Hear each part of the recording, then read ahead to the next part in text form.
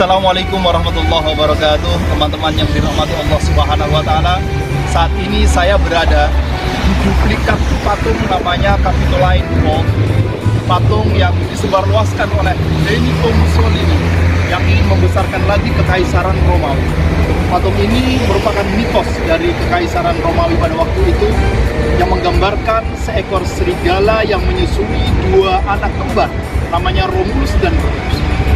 Saya tidak akan menggambarkan dan menceritakan lebih lanjut tentang sejarah patung yang bersejarah ini. Tetapi setidaknya patung ini mengantarkan saya kepada sebuah kajian fikih yang sangat menarik tentang Al-Kalbul Mu'allam. Anjing yang dilatih dan dididik sehingga tangkapannya itu halal bagi kaum muslim.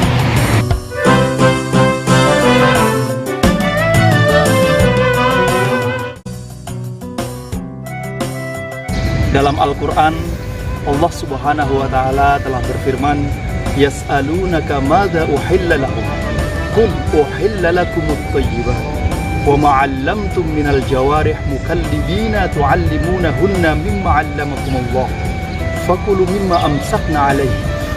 Jadi, Al-Kalbul Mu'allam, anjing yang telah terlatih, anjing yang telah terdidik dengan baik untuk digunakan berburu, itu pun hasil buruannya saja, itu statusnya menjadi naik derajat dan dihalalkan untuk dikonsumsi oleh orang Islam.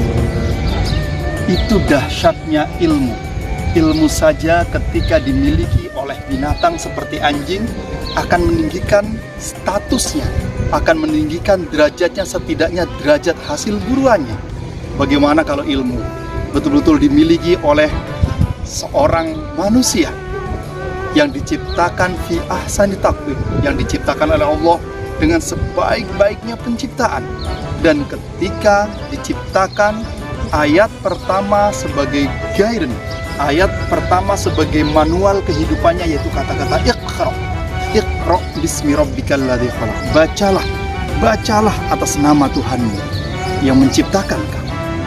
Jadi sungguh luar biasa ilmu itu. Ketika dimiliki oleh seseorang, maka tentu saja akan mengangkat derajat orang itu, akan membuat status orang itu akan berubah dan dimuliakan oleh Allah Subhanahu wa Ta'ala. Sebagaimana tadi, ketika ilmu dimiliki oleh binatang saja, status buruan Al-Kalbul Mu'allam menjadi halal. Dan itu ilmu kepada binatang. Bagaimana kalau ilmu dimiliki oleh umat manusia, dimiliki oleh Bani Adam yang diciptakan oleh Allah dengan sebaik-baiknya penciptaan. Begitu pentingnya kedudukan ilmu dalam ajaran agama Islam sehingga para ulama telah membuat kaidah al-ilmu qoblal amal. Ilmu itu dipentingkan sebelum kita melakukan segala sesuatu. Sehingga dalam Al-Quran dikatakan, "Fa'lam annahu la ilaha illallah fastaghfir li dzambika walil mu'minina wal mu'minat." Sebelum kita meminta ampun kepada Allah, kita disyaratkan untuk mengetahui annahu la ilaha illallah, Allahul Ghafur, Allah Maha Pengampun, Allah ala kulli syai'in qadir, Allah mampu berbuat segala sesuatu. Sebelum kita meminta kepada Allah untuk diampuni dosanya, Allah menganjurkan kita, memerintahkan kita untuk mengetahui annahu la ilaha illallah, bahwa tiada Tuhan selain Allah. Bahkan Imam Syafi'i sendiri mengatakan, "Thalabul ilmi afdal min sholatin nafilah." Bahkan menuntut ilmu itu lebih mulia daripada sholat sunat yang kita kerjakan. Dalam hal ini, terkait dengan pentingnya ilmu, mungkin kita akan bertanya, apa itu ilmu? Fasu'ila ba'dus salaf an ilmi. Beberapa orang ditanya tentang ilmu dan dijawab, al-ilmu al-khasyah. Innamal ilmu huwal khasyah. Ilmu itu adalah rasa takut. Innama yakhsyallah min ibadihil ulama. Orang-orang yang takut kepada Allah, betul-betul takut karena mengetahui kebesaran Allah adalah al-ulama, orang-orang yang berilmu. Sehingga al-alim, orang yang berilmu itu adalah orang yang betul-betul takut kepada Allah. Yakhsha minallah fi kulli khutwatin wa kalami. Dialah yang takut di setiap derap langkah dan setiap tutur kata. Karena apa? Karena orang yang berilmu itu tahu tentang kebesaran Allah. Orang yang berilmu itu tahu bahwa Allah itu ala kulli syai'in qadir. tahu bahwa Allah itu mampu berbuat segalanya, mampu menciptakan segalanya.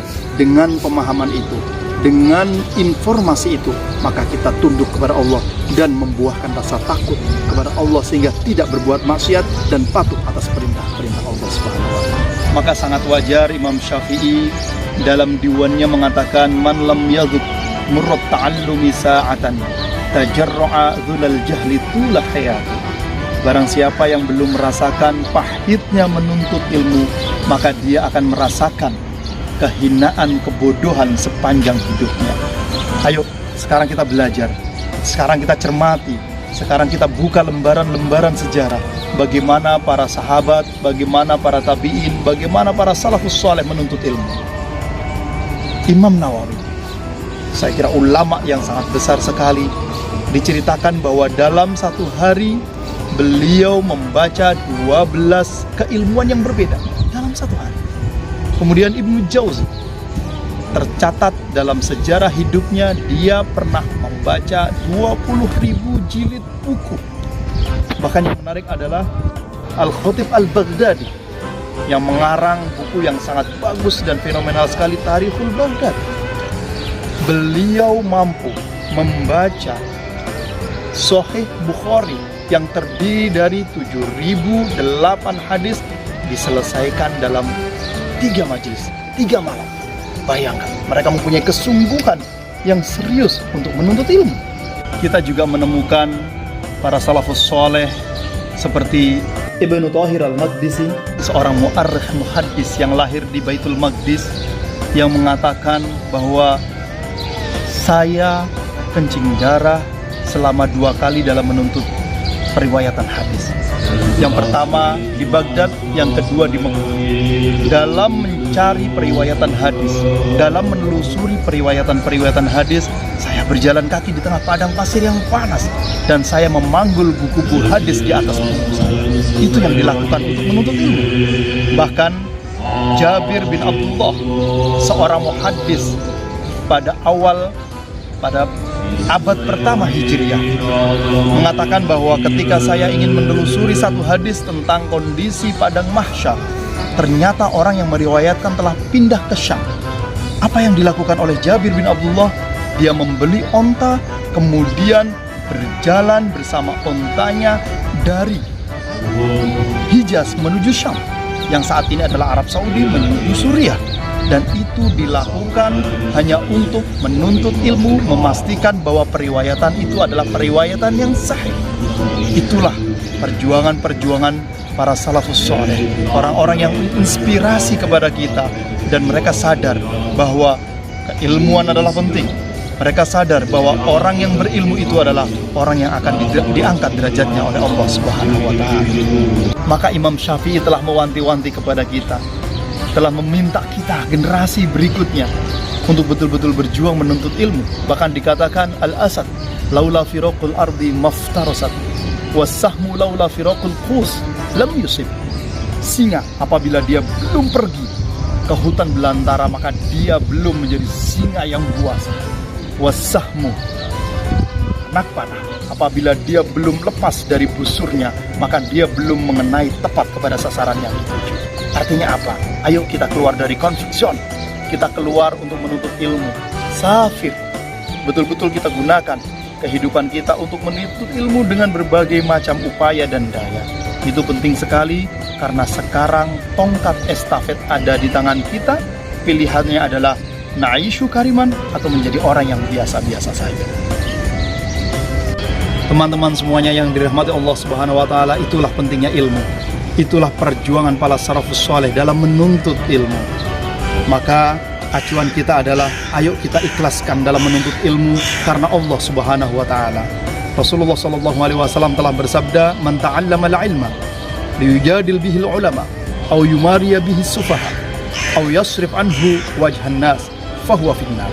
Apabila kita menuntut ilmu hanya diniatkan untuk mendebat orang-orang yang alim, atau yumariya bihi sufaha, supaya kita bersombong dianggap pintar di depan orang-orang yang bodoh, aw yasrif anhu wajhan nas, atau supaya orang-orang melihat kita karena kita dianggap pandai, fahuwa finnar, maka dia akan masuk ke neraka Allah Subhanahu wa Ta'ala.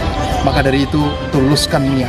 Wa ma umiru illa liya'budullah mukhlishina lahuddin, hanya untuk menggapai ridha Allah Subhanahu wa taala. Semoga ini bermanfaat. Mohon maaf atas segala kesalahan. Akhiran, assalamualaikum warahmatullahi wabarakatuh.